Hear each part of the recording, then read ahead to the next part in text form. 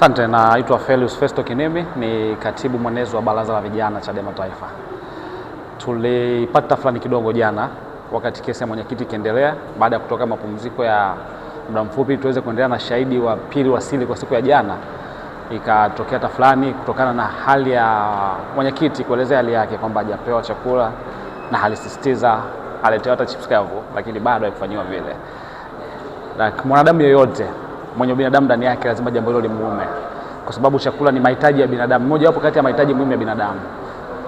Basi kutokana na hilo jambo tukaona watu wengi ambao waliweza kuguswa na jambo hilo, wenye ubinadamu ndani yao, tofauti na wale wanaomfanyia hayo mwenyekiti, wengine wakitoa vilio, na jambo hilo likasababisha mwanachama wetu mmoja, anaitwa Mama Tuponyile, ni mwanachama ametoka Mbeya kuja hapa kufuatilia kesi ya mwenyekiti wetu. Amekuja specifically kutoka Mbeya kuja hapa kufuatilia kesi ya mwenyekiti wetu. Alipata changamoto ya kiafya kutokana na mshtuko, akawa amezimia. Tukafanya jitihada za kumpeleka hospitali pamoja na wanachama wengine, tukamkimbiza mpaka hospitali ya Mnazi Mmoja, akapatiwa huduma za dharura na za haraka.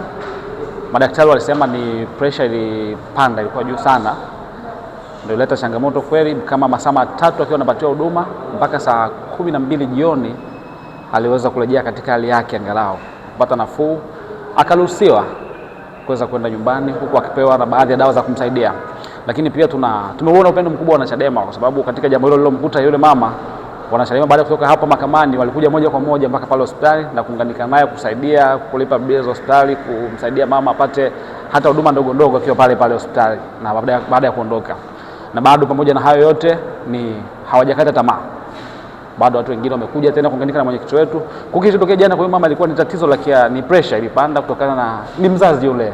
Tunaweza kusema ni mama zetu amepata maumivu, akafikiria anayefanywa hivi ni mti mbichi, ungekuwa ni mti mkavu itakuwaje? Angekuwa ni mtoto wake anafanywa hayo, kunyimwa chakula, kupitia kwenye magumu, hayo mambo yote wanayafanya hadharani. Je, huko silini unafanya mangapi?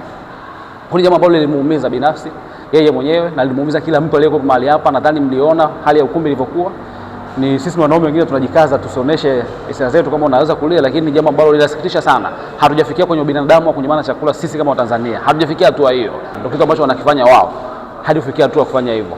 Lakini kama wanaweza kufanya jambo hilo hadharani, hakiwa hapa mahakamani, huko silini wanapokuwa nayo magereza wanafanya mambo mangapi? Lakini bado jambo lingine ambalo tumeliona na tulizungumzia vizuri, majaji wanaagiza magereza washughulikie mwenyekiti apewe chakula, lakini bado magereza wakadharau amri ya majaji. Kwa tunafika tunaona hata tunaposema kila siku kwamba mahakama zetu haziwezi hata zenyewe kupigania uhuru wake na kujisimamia. Hilo jambo liko wazi. Kwa sababu waliagiza apewe chakula, lakini magereza bado wameweka mguu chini wakagoma. Ni jambo lipi ambalo mahakama kesho itaagiza kwenye kutetea haki ya Mtanzania na vyombo husika vitafanya? Kama wanaweza kaagiza ndani ya chumba cha mahakama mwenyekiti Mheshimiwa Tundu Lissu apewe chakula, lakini bado hakufanya vile. Je, ni watu wangapi ambao haki zao zinaminywa huko chini? Na hilo jambo alisema mwenyekiti jana kwamba kutokupewa chakula inakuwa, ndio maana mara zote nimesema hii kesi inasaidia kunyosha mifumo ya haki ndani ya nchi yetu na kuonesha namna mamlaka zinazofanya kazi. Ni wangapi ambao wanafanywa hayo? Lakini mwenyekiti ameamua aliseme iwe wazi, ili hata kesho na kesho kutwa mifumo ya kurekebisha haki ijue kwamba hawa watu mahabusu, chakula ni haki ya msingi na haki zote ambazo wanatakiwa kupatiwa wapatiwe. Hatuwezi kuishi kwenye nchi ya namna hiyo ambayo hata binadamu mdogo unawashinda watu. Kwa hiyo jambo ambalo tunabidi tulitambue na liwe wazi.